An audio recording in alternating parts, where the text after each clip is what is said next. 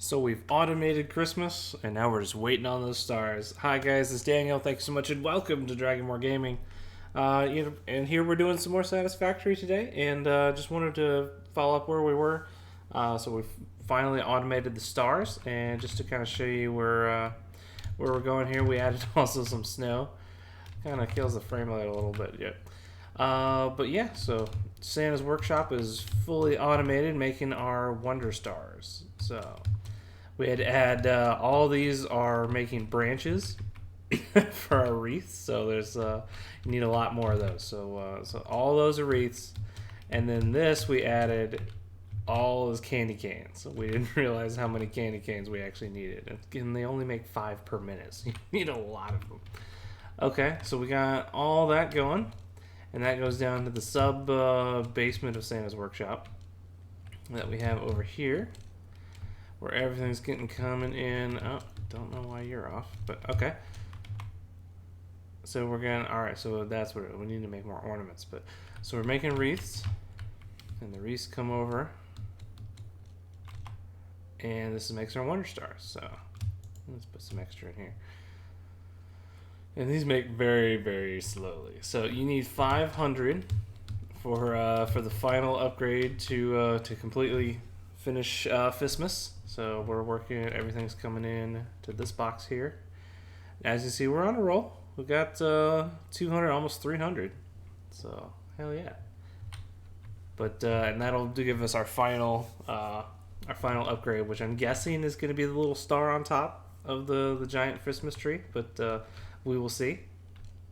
But just to kind of share with you guys, so while we're waiting on stars, I wanted to show you these hyper cannons we made. So and this one I actually did not finish reconstructing and hooking it up. There we go. All right, so put these together. So I did tried it out several different ways, and I've seen a few videos as far as making it more compact than this. So since I play multiplayer, right, and so I'm not hosting this game. I think there's some latency issues. So this is the one that we've tested and has been pretty consistent as far as how far it launches you. And the other ones there'd be just enough lag if they were closer together that you can make them that you'd get stuck in between the rings, or the lag would just not catch one of them properly, and then you'd either overshoot or undershoot. So this particular setup where you leave a little gap between each one, right? So the tube is like, so how would you call that? So let me go to this thing. So yeah, you do like where you start it, right? You do every other one. So you don't build it right next to it, because I know I've seen some people do that, and I think that works for single player, but you leave one space and you put the next one down, and then you leave another space to start the next one, right? And then you have that little gap there, and then of course you have to add an entrance every other one as well. So okay, so that's just to kind of show you which setup I'm using for these, and then we make our hypertube cannon. So at the end, we have it launch us into the air, off into the distance, and as you can see, we have going two different ways to get us around the map. And just for consistency's sake, I've also seen, I think it was Kibitz. Shout out to Kibitz for this idea, as far as controlling the speed at which you enter the cannon. Right, you want that to be consistent too. If you run into it, or if you try to slide into it, it changes your momentum, and then that can change where you land. So I wanted something very consistent so that anybody can do that's using this that can get in here. Hey, what's up, buddy? All right, so let's use it. So this particular cannon, you can see, is facing northwest, and so we're down here in the grasslands, and northwest is this way. So let's see what happens. All right, and all I do is just kind of run into it, and away we go. Oh my, oh, frame rate. All right, so I'm not touching anything. So like I'm kind of moving the camera, but I'm not trying to thrust anywhere. As you see, and we are flying. You'll notice I put a little beacon here. So what does that mean? Isn't it beautiful out tonight? Okay, here we go. All right, so usually you would think you'd use the hyper tube cannon and then you need your jetpack to slow down, but we've had it so consistent that you land in the little jelly pad. So have this built as a stopper, but we've got it so consistent that it lands right here. So, and I don't know how this happened, but like as you can see, it seems to go through the jelly, and we land on this little rock that slings us over to this other one. I couldn't have planned that better. I don't know how that happened. Such a happy accident. But yeah, so we have the U jelly pads at the end that just completely slow our descent. So I didn't thrust. I didn't use any of the jetpack at all, and it was perfect. We landed right here. And as you can see, so now we're on this corner of the map. It took what, like 30 seconds just to like cover from all the way here, all the way there. Right. So now we're at this end of the map, and there goes our Doggo Express, off and running. All right. So just to get us around the map easier, we built. There we go. And even if you don't have a jetpack, we have a way for you to get up and down. And you can see I built another one on this end. And this one is set up perfectly at the same distance as the other one. The same, I think it's 10 launchers, 10 entrances that make up this cannon. And this cannon is made exactly the same way. It uses the same height of the tube to consistent entrance, all the way up to this final launch noodle to go all the way back in the exact same spot. So okay, so just want to show you guys that you can make these things like really consistent and just use them as your mode of travel around the map. All right, so we haven't done much setup for anything else out here, but as far as getting out here, we have the infrastructure in place. So how cool is that? All right, so same thing again. All I gotta do is just walk straight into this thing. If I can walk straight. And there we go. And we're on the way back. All right, it goes so far up to the clouds. So again, I'm moving my camera. I'm not actually changing anything. And hopefully the lag doesn't kill me. But just to kind of show you, I don't need to use the jetpack at all to adjust my angle or anything. I'll just, we'll just use the Blade Runners. And I trust that I've made this cannon correctly. I don't trust the lag, but as you can see, here's the main base. I have a stopper here. So thank goodness you don't take damage from horizontal momentum. Bam. And as soon as we drop down, we drop straight into the pad. And there you go. So we can certainly do more fun things like cleaning this up to make it actually look like it's supported. So it's just kind of a floating wall right now. But I like to test things as concept first. Proof of concept, make sure it works.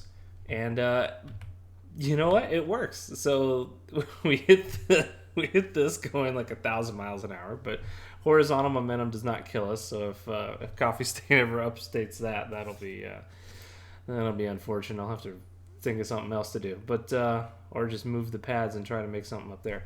But yeah, so we have it landed, and we're just straight into the U jelly pad, and look, we're exactly where we started, and we're back to this end of the hyper cannon. So that is like the only way to travel. So definitely going to be using this in more of our factories. And I've heard that update 4 is going to break some saves, so we may end up just go ahead and starting over from scratch. But you know what? We did that in update 3 too, and that was fun.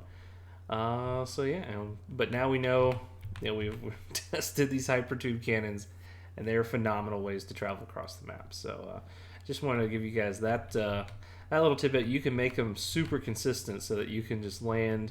And you don't have to touch a thing. You could walk away from the keyboard and come back, and you'll just be stuck in the little pad, completely safe and sound. Okay, and so just to kind of show off a little bit of the other base before I go to the other cannon, since we're back home, So we started, of course, way down here. And so we had a few new players with us when we did this map. So we wanted to do the easy green zone, plenty of open land to kind of build. And so we've had a little bit of fun with spaghetti, and then kind of this area kind of redone and just concreted up the whole thing, and then you can see lots of lots of fun with conveyor belts. So you can say that we have our smelting factories over here. So if you guys have done the smelting towers, that's a really fun idea, just to give you lots of space and verticality, right? So if you don't know what I'm talking about, oh boy, what? Excuse me? Ow. Forgot I didn't have my jetpack. Whoops. Alright, at least I didn't die. Alright, let's go over here. Come on up. Alright, so got lots of little factories making it. This is mostly the copper area, but I did at least want to show for those that don't know. Whoops. Get my jetpack fuel. Okay. This tower right here, you can just make as a, I think it's a 2x3 foundation. Yeah, 2x3. That's all it is on the foundation size. And that's enough for 2 smelters and all the splitters and mergers you need. And if you guys haven't seen this design, credit goes to everybody on like Reddit and everything, that those that came up with these ideas for the small footprint for the verticality. So it's a little spaghetti-esque at the bottom, so bear with me. But there we go. So you have the ore come in on one side and goes into these splitters, and it goes off to the 2 smelters, and then a lift that takes it to the 2nd floor, and it goes to 2 more splitters going the other way. And then you can see this kind of repeats all the way up, right? So the ore just kind of goes zigzagging across all the way up. And then the same thing on the other side with mergers, where the ingots go into these mergers and they zigzag down, just merging until they finally get down to the very bottom, where you can take them off to wherever you need. And you can see we've those of us that play, we've kind of spaghettied it a little, right, just to kind of put it all together. But yeah, so just wanted to give you that quick tip, just to interject there, because we've been doing this base for a while, and I think playing with some new players, it's always fun to kind of show off like what all you can do with this game. And I think that's a really cool way to really do the tight spaces, right? Because you tend to run out of room if you make everything on the same level. It just it'd just be crazy. So we just make multi-levels, and there's our Santa's workshop over there again. But yeah, let's go ahead and try out the other hypertube cannon. So you can see for this one, we have this one facing, what is that, northeast, mostly east. Alright, don't have much room to run on this one, but here we go. Alright, 3, 2, 1, go. Boom. And there we go, there's a present. Oh boy, there's some lag. Alright, come on.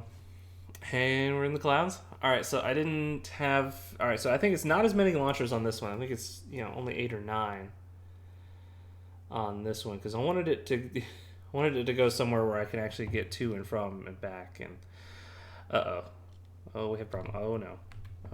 Alright, so I haven't made a receiver on this one yet. Oh. Well, that was unfortunate. Okay. So the lag didn't let me slow down, because I started hitting my jetpack because I was like, oh, this isn't going to work. And, oops. So, yeah. Lag is bad, just to let you guys know, if you didn't know. But, yeah, so we're going to have to get our jetpack, a spare jetpack, and go recover our stuff. Oh boy. All right, but I'll do that, and we'll come back next time and look at some more stuff. So hopefully we'll have our Wonder Stars, and we can finish our Christmas, our Fistmas. So guys, thank you so much for watching, and I'll see you in the next one.